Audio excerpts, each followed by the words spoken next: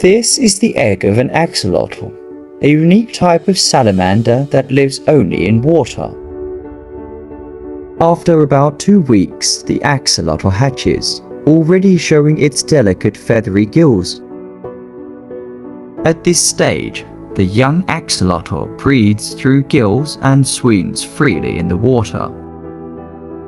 As it grows, the axolotl remains aquatic, unlike most salamanders that leave the water. Something unusual happens as the axolotl continues to grow, yet never loses its gills. Axolotls are special because they never fully transform into land animals. This is the adult axolotl, fully grown, yet forever living underwater.